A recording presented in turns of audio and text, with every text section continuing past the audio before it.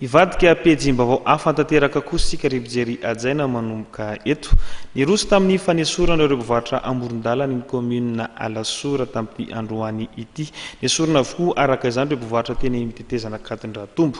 Ny ben'ny tanàna mihitsy araka izany no nidina ifotony niaraka tamin'ireo mpiara-miasa aminy nandamina sy nandrindra ny teny anivon'ireo tsena teny tao anatin'ny commune Alasora izay indrindra. Nidina ifotony teny Alasora ny avy eo anivon'ny commune Alasora nanala ireo mpivarotra teo amin'ny tetezana noho ny firosoana amin'ny fandaminana.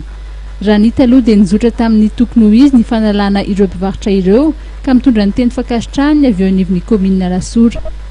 Fanomezana ny fisaorana ho an'ny ireo mpivarotra izay teto amin'ny toerana ity nandritra ny taona maromaro. Ny antony dia satria misy antony vitsivitsy nandraisan'ny commune fanapa-kevitra ny amin'izao famerenana amin'ny laoniny any ity tetezana ity izao. Voalohany dia fantatsika araka ny lalàna velona zany fa ny tetezana dia tsy azo ivarotana mihitsy satria lalana izay manana ny ataona hoe statut particulier zany ny tetezana.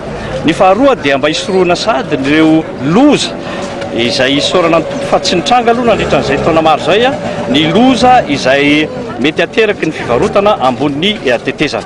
Ny fahatelo dia fantatsika fa toerana efa be mpivezivezy zany ity toerana ito amin'ity tetezana ity. Ankoatra ny fandaminana izay nentina dia fantatra ihany koa fa isy ny tetikasa lehibe ho an'ireo mpivarotra dia ny fananganana tsena lehibe manara-penitra eny an-toerana ihany. Misy andraikitra lehibe izay horaisin'ny commune manomboka izao dia ny ananganana ilay tsena lehibe zany izay mendrika ho antsika satria efa olona manalina no metsena ato anatin'ny ity commune Alasora ity dia efa andeha zany ilay tetikasa lehibe eo amin'ny toeran'io ihany isy tsena misy etazy maromaro eo zany ka ireo olona izay tafiditra ao anatin'ny tsena amin'izao fotoana izao no azo ny atao hoe priorisena angamba ao anatin'izany tsena vaovao izay ho atsangana izany.